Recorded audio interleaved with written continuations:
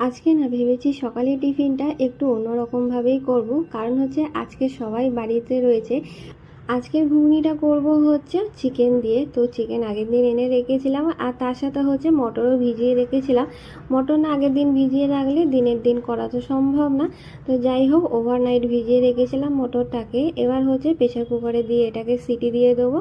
আর নিয়েছিলাম দুটো আলু মিডিয়াম সাইজের।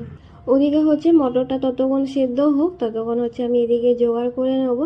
এখানে হচ্ছে 3 কানা মিডিয়াম সাইজের পেঁয়াজ নিয়েছি, একটাই টমেটো দিয়েছি। আর এই হচ্ছে মাংস, প্রায় 300 গ্রাম মতন মাংস রয়েছে, সলিড পিস মতন। আর একটু হয়তো হাড় রয়েছে, সেটা থাকা না থাকার মতন।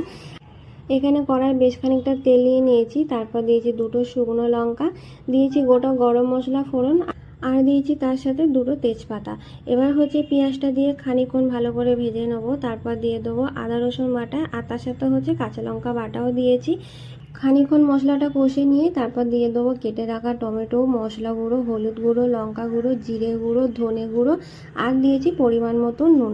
তো খানিকক্ষণ মশলাটা কষে নিয়ে তারপর দিয়ে দেবো কেটে রাখা মাংসটা। তারপর আবারও হচ্ছে খানিকক্ষণ দিয়ে মশলাটা কষে নেবো মাংসটার সাথে।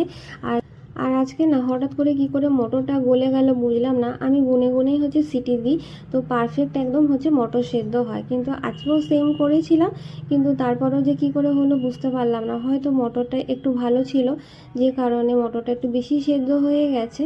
তো ওখানে হচ্ছে ঘুগনির মশলাটা হচ্ছে ভালো করে কষে নিয়ে হচ্ছে খানিকক্ষণের জন্য একটুখানি ফুটতে দিয়েছি, অল্প একটু জল দিয়ে, বেশি দিইনি। আর ততক্ষণ হচ্ছে আমি এখানে গরম গরম লুচিগুলো ভেজে নেবো। আমার তো এখানে লুচি ভাজা প্রায় কমপ্লিট, আর এখানে হচ্ছে ঘুগনিটাও প্রায় হয়ে এসছে। নামানোর মুখে হচ্ছে একটুখানি কসুরি মেথি আর অল্প একটু গরম মশলা দিয়েই নামিয়ে নেব।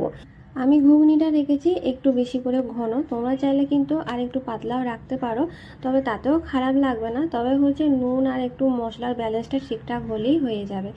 আর আজকের এই রেসিপিটা তোমাদের কেমন লাগলো অবশ্যই জানিও।